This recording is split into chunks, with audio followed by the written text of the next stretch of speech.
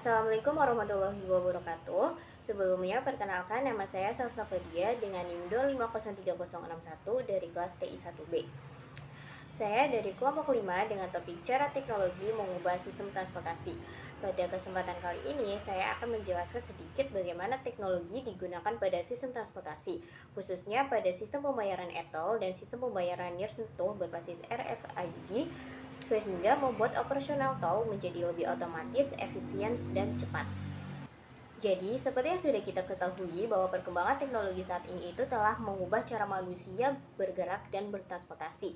Jika dulu itu pembayaran di jalan tol berlangsung secara manual, nah saat ini itu teknologi menghadirkan sistem pembayaran di jalan tol ini itu secara otomatis melalui e-tol dan RFID. Sehingga sistem pembayaran ini itu dapat berjalan lebih cepat, efisien, dan minim hambatan. Nah, teknologi ini itu merupakan bagian penting dari smart mobility, digitalisasi infrastruktur transportasi, dan otomatisasi operasional jalan tol. Jadi, apa sih itu e-tol? E-tol merupakan sistem pembayaran elektronik yang digunakan oleh pengguna jalan tol pada saat kita melewati gerbang tol tanpa harus menggunakan uang tunai. Jadi penggunanya itu cukup menempelkan kartu e-tol milik kita pada saat kita melewati gerbang tol. Nah, kartu e-tol ini akan secara otomatis membaca data pengguna dan memotong saldo. Tujuan utama dari e-tol ini itu untuk mempercepat transaksi, mengurangi antrean panjang, dan meningkatkan efisiensi dalam sistem transportasi nasional. Nah, sekarang kita langsung saja ke teknologi utamanya, yaitu RFID atau Radio Frequency Identification. RFID merupakan teknologi identifikasi otomatis yang menggunakan gelombang radio. Sederhananya, RFID ini itu memungkinkan sebuah kartu atau tag untuk dikenali secara otomatis tanpa bersentuhan secara langsung. Nah, RFID ini itu terdiri dari 3 bagian. Yang pertama itu ada tag RFID atau chip. Ini itu berfungsi sebagai penyimpanan suatu data dan terdapat antena pemancar. Kemudian yang kedua itu ada reader. Nah, reader ini itu terpasang di gerbang tol untuk memindai tag secara otomatis. Dan yang ketiga itu ada gelombang radio. Gelombang radio ini itu yang menghubungkan antara tag RFID dengan reader. Jadi gelombang radio ini itu berfungsi untuk mengolah data kendaraan, memotong saldo, dan merekam transaksi. Kemudian, adapun contoh penggunaan dari sistem pembayaran nirsentuh ini itu seperti penggunaan aplikasi Flow atau Flowpass yang telah diterapkan di beberapa gerbang tol yang ada di Indonesia. Jadi sistemnya ini itu bekerja dengan mengandalkan komponen tag RFID seperti pada stiker khusus RFID yang berisikan chip dan terdapat antena pemancar. Nah, stiker ini itu biasanya ditempelkan pada lampu depan mobil maupun kaca depan mobil. Stiker ini itu sudah menyimpan data-data unik seperti data nomor kendaraan, nomor polisi, dan kategori kendaraan ini sendiri. Kemudian di gerbang tolnya sendiri ini tuh terdapat reader RFID, yaitu perangkat yang akan otomatis memindai stiker tersebut ketika suatu kendaraan melewati gerbang tol tersebut. Reader ini akan mengirimkan sinyal gelombang radio yang akan mengaktifkan tag yang terdapat pada stiker, yang kemudian akan mengirimkan identitasnya kembali ke reader. Nah, sistem ini kemudian akan memproses pembayaran secara otomatis dengan memotong saldo uang elektronik yang terhubung dengan aplikasi Flow pengguna. Sistem ini itu berjalan secara cepat dan sangat efisien karena penggunanya itu tidak perlu berhenti dan membuka kaca mobil terlebih dahulu. Sekarang kita masuk ke bagian terpentingnya, yaitu bagaimana proses penggunaan e-tol dari masuk sampai keluar tol. Yang pertama-tama itu, saat kendaraan memasuki gerbang tol, itu akan ada sensor yang otomatis mendeteksi keberadaan kendaraan ini. Kemudian penggunanya itu diminta untuk menempelkan kartu e-tol pada reader. Nah, reader ini itu akan memancarkan gelombang radio untuk membaca chip. Kemudian setelah itu sistem ini akan mengecek apakah kartu ini itu valid digunakan atau tidak. Nah, pada saat kita baru masuk gerbang tol, itu kita hanya mengecek saldo saja. Jadi saldonya itu tidak langsung terpotong. Kemudian setelah data kartunya ini itu sudah terbaca, palang pintu pada gerbang tol ini itu akan otomatis secara terbuka dan kendaraan bisa langsung masuk. Kemudian pada saat kita melewati jalan tol, ini itu akan ada sistem yang otomatis mendeteksi jarak perjalanan, jenis kendaraan, serta ruas tol yang dilewati. Informasi ini itu akan digunakan untuk menentukan tarif akhir pada saat kita keluar dari gerbang tol. Nah, saat kita keluar dari gerbang tol, ini akan ada sensor yang akan mendeteksi kendaraan kita kembali. Lalu pengguna diminta untuk menempelkan kartu kita kembali dan reader ini akan membaca data kartu. Kemudian sistem akan menghitung biaya perjalanan berdasarkan titik awal kita masuk sampai titik akhir kita keluar. Kemudian saldo pada kartu akan otomatis terpotong. Nah, untuk informasi transaksi dan sisa saldo ini itu akan muncul di layar. Lalu yang terakhir, palang gerbang tol ini itu akan otomatis terbuka dan kendaraan dapat melanjutkan perjalanan. Jadi kesimpulannya, teknologi e-tol dan RFID ini itu telah merevolusi sistem pembayaran di jalan tol. Teknologi ini itu mampu mengurangi antrian panjang, mempercepat transaksi, dan membuat perjalanan lebih nyaman. Sistem ini itu merupakan fondasi menuju smart mobility dan transportasi masa depan yang sepenuhnya digital. Cukup sekian dari saya. Terima kasih, kurang lebihnya mohon maaf. Wassalamualaikum warahmatullahi wabarakatuh. Assalamualaikum warahmatullahi wabarakatuh. Perkenalkan, nama saya Ahmad Fadli Rizkullah dengan nomor NIM 2503043. Saya dari kelas TI 1B. Di sini saya akan menjelaskan cara kerja GPS dan pelacakan kendaraan, terutama Gojek dan Grab Maps. GPS atau sering disebut Global Positioning System adalah sistem navigasi berbasis satelit yang berfungsi untuk menentukan lokasi suatu objek di permukaan bumi secara akurat, ya. Sistem ini terdiri dari jaringan satelit yang mengorbit bumi dan terus-menerus memancarkan sinyal yang berisi waktu secara serta posisi satelit. Ketika sebuah perangkat seperti smartphone atau alat pelacak kendaraan, perangkat tersebut akan menerima sinyal dari minimal 4 satelit dan masing-masing menggunakan perbedaan waktu penerimaan sinyal.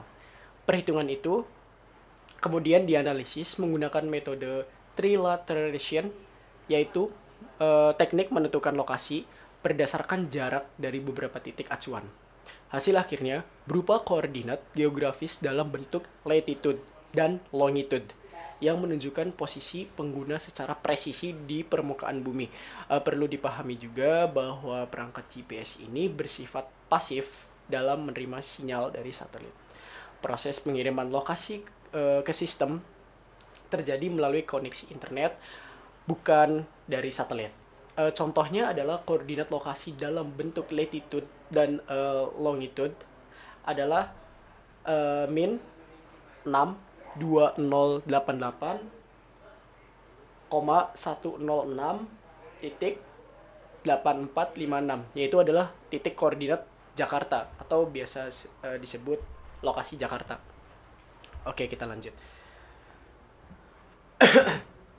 Pada sistem pelacakan kendaraan yang biasa digunakan oleh Gojek atau Grab Maps, data lokasi yang diperoleh dari GPS di smartphone driver akan dikombinasikan dengan jaringan internet, algoritma pelacakan, dan peta digital untuk menampilkan pergerakan secara real time. Ketika driver sedang bergerak di jalan, perangkat GPS secara terus-menerus memperbaharui lokasi berdasarkan perubahan posisinya, data koordinat, dan kecepatan kendaraan. Lalu data dari waktu akan dikirimkan ke server Gojek atau Grab melalui jaringan seluler yang biasa kita pakai 4G atau 5G ataupun penggunaan dari Wi-Fi. Server kemudian memproses ribuan perbaruan lokasi dari banyak driver dalam waktu yang bersamaan, mengubah data mentah tersebut menjadi informasi visual yang dapat ditampilkan di peta aplikasi pelanggan. Itulah sebabnya pelanggan dapat melihat simbol kendaraan seolah-olah bergerak secara langsung di peta, yang sering kita lihat ketika kita membuka maps menunjukkan arah kemana. Itu biasanya kendaraan kita akan terlihat gerak secara real time, ya. Pembaruan lokasi biasanya dilakukan setiap 1 hingga 5 detik saja agar pelacakan terasa real time atau terasa asli ya. Namun tetap efisien dalam penggunaan data dan baterai gitu teman-teman. Di sini saya akan menunjukkan Google Maps atau Maps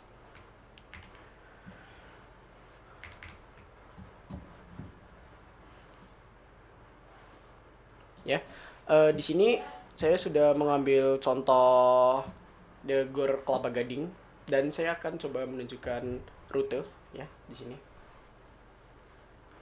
Dari rumah ya, kita dari rumah coba. Nah, ini adalah contohnya. Di sini kita sudah ditampilkan posisi kendaraan, sistem pelacakan.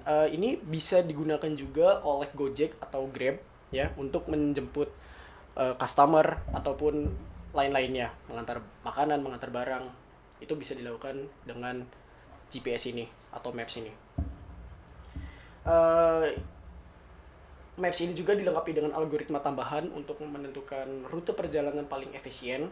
Sistem akan menghitung jarak antara driver dan penumpang.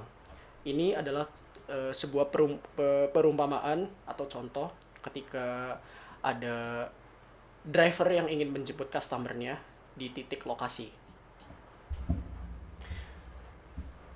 Lalu setelah itu semua akan dianalisis kondisi lalu lintas. Ketika ada kemacetan biasanya akan berubah warna jalannya yang biru ini akan menjadi kuning atau merah ketika ada macet yang lumayan cukup parah.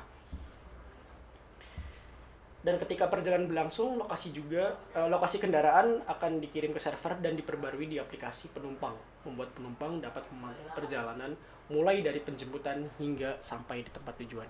Jadi contohnya itu ketika kita sedang dalam perjalanan atau kita berangkat dari titik rumah menuju ke Gor Kelapa Gading, posisi kita akan terus bergerak secara real time. Tapi yang sudah saya jelaskan sebelumnya, perbaruan itu diperbarui setiap 1-5 detik.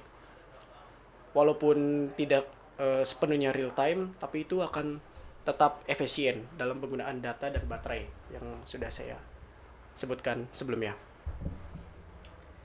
Dalam proses penggunaan Maps juga, aspek keamanan data sangat diperhatikan. Lokasi kendaraan driver tidak akan dibagikan secara publik dan hanya dapat dilihat oleh pihak yang berkepentingan, seperti server internal dari pihak Gojek atau Grab-nya, dan pengguna yang sedang melakukan perjalanan. Ya, begitu. Mungkin cukup sekian penjelasan dari saya. Kurang lebihnya mohon maaf bila ada salah kata.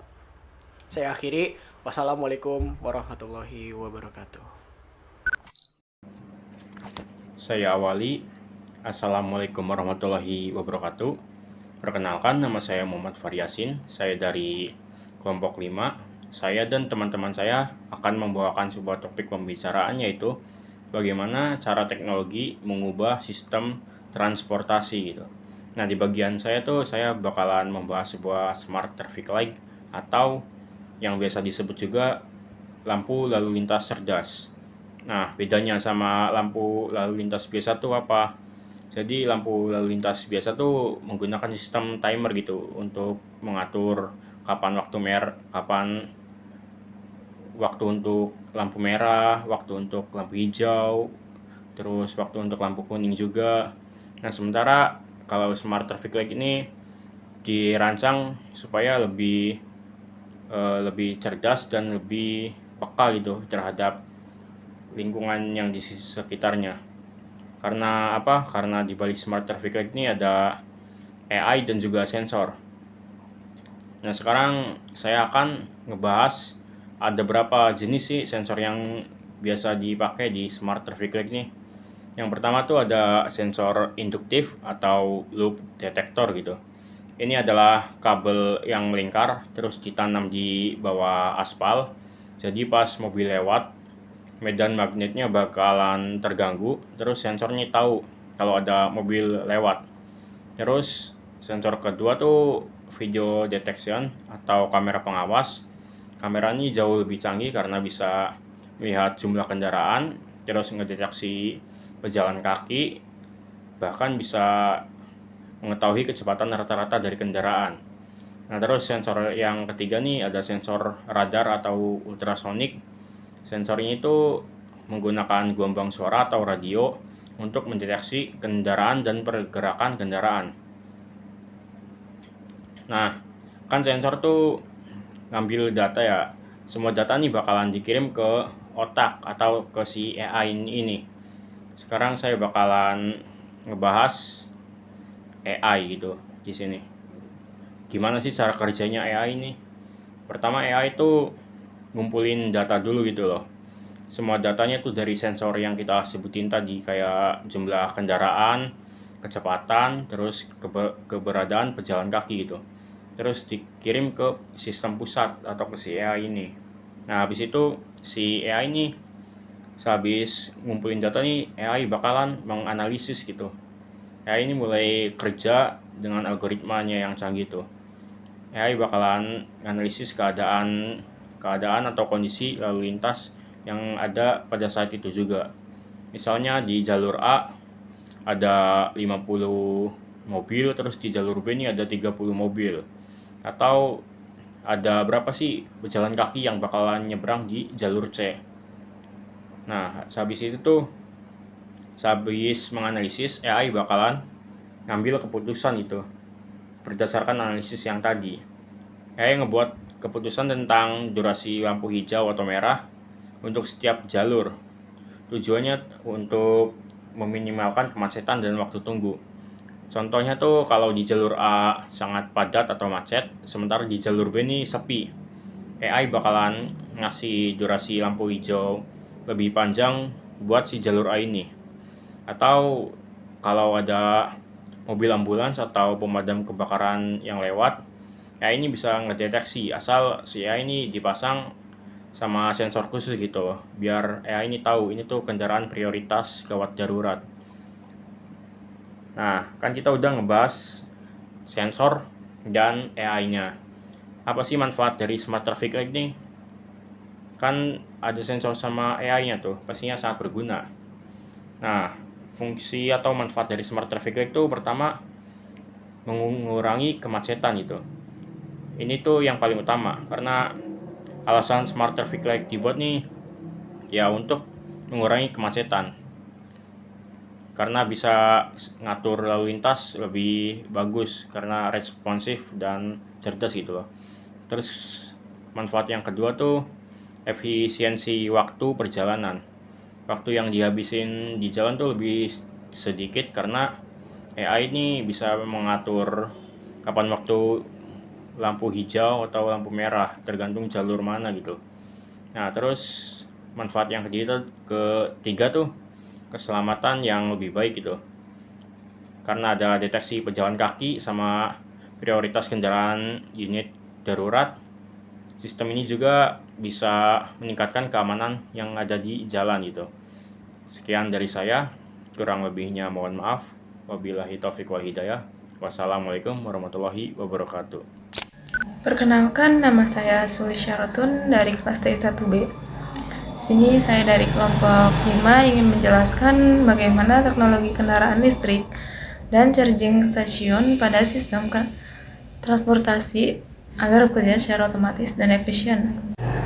Kendaraan listrik adalah kendaraan yang digerakkan menggunakan motor listrik dan memperoleh energi dari baterai yang dapat diisi ulang.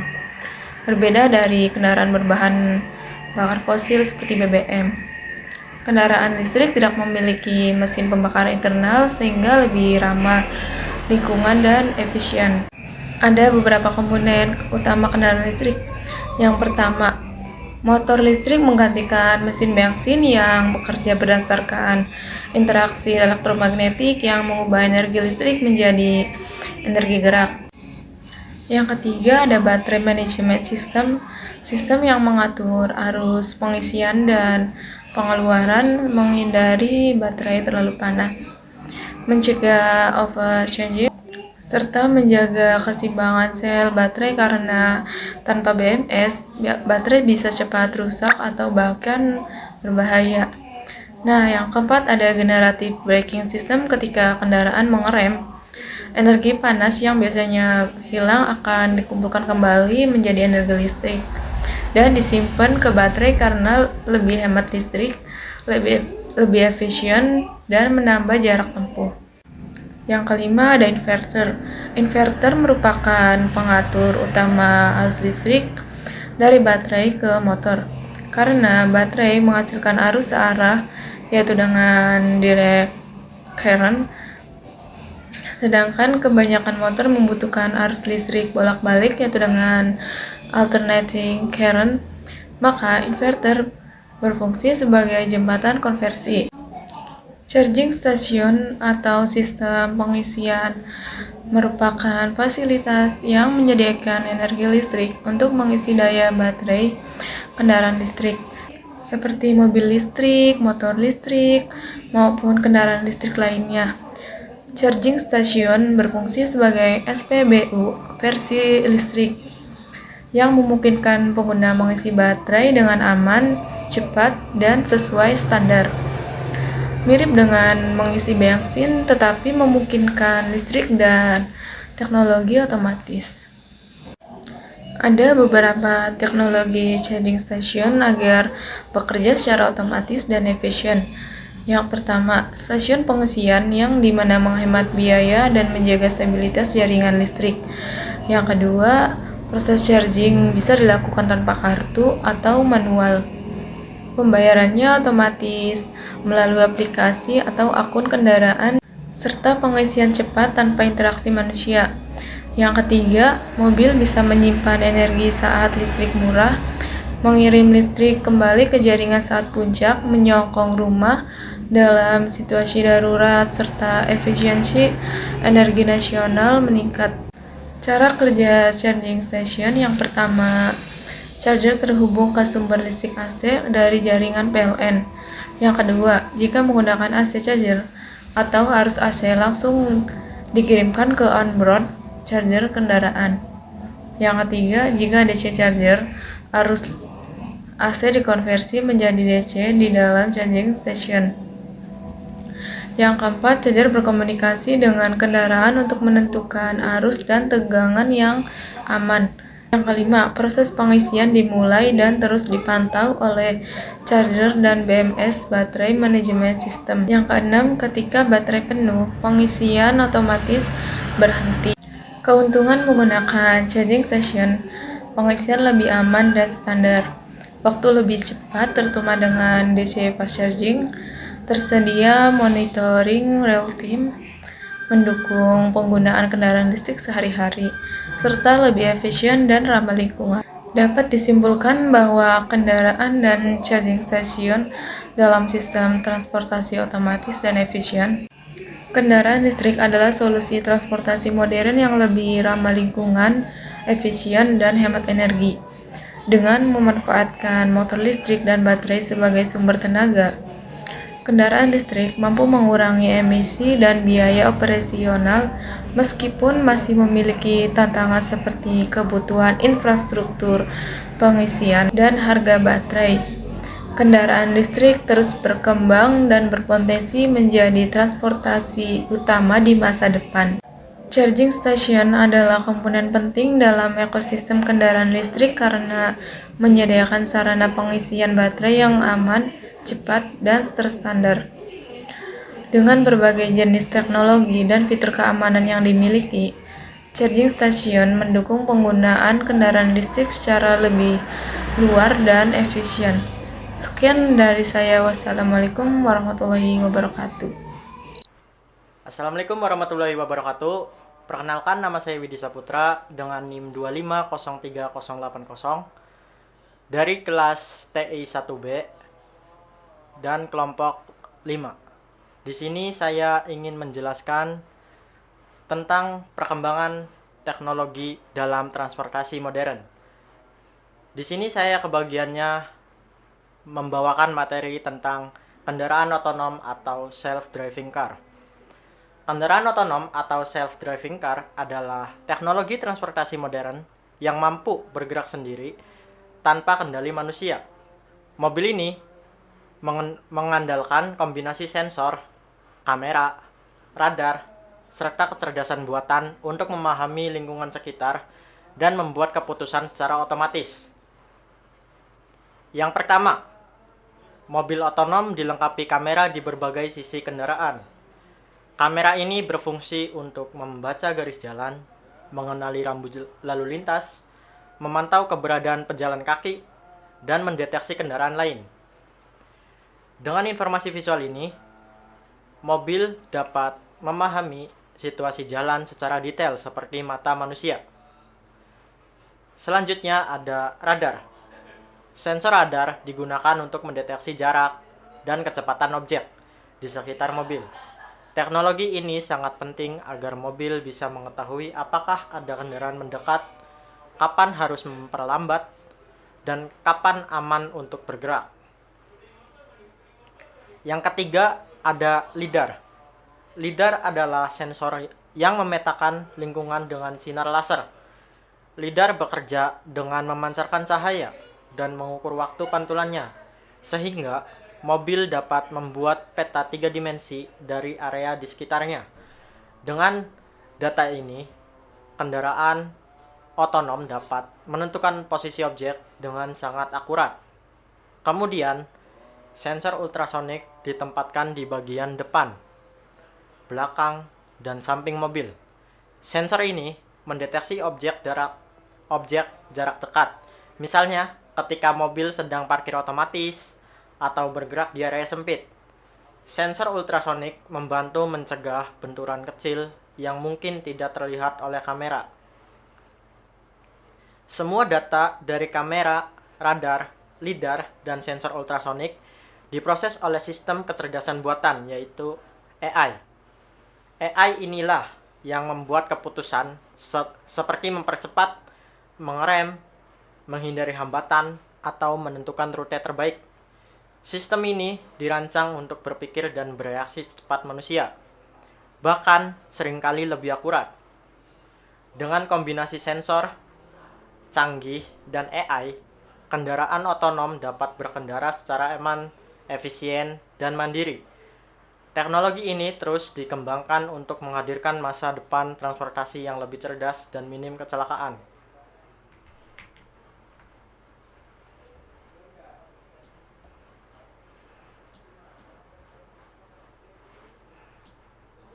Di sini kita bisa lihat bahwa LiDAR itu ada di paling atas mobil, terus ada kamera yang ada di kaca depan mobil, kemudian ada AI yang pastinya ada di dalam sistem mobil itu sendiri, dan radar ada di bagian paling depan mobil atau di bagian paling depan bodi mobil yang ini. Ultrasonik berada di bagian yang ini. Dan kendaraan otonom juga pastinya memiliki GPS.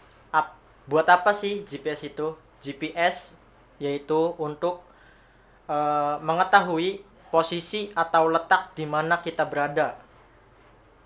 Karena posisinya kita udah diketahui, maka dari GPS itulah mobil ini dapat menentukan rute paling cepat atau rute terbaik yang akan dipilih.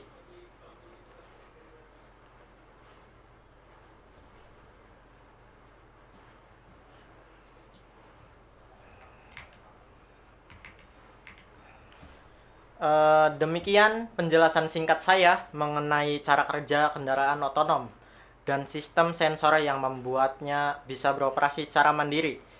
Semoga materi ini dapat menambah wawasan kita tentang perkembangan teknologi transportasi modern. Salam dari kelompok 5. Terima kasih. Wassalamualaikum warahmatullahi wabarakatuh.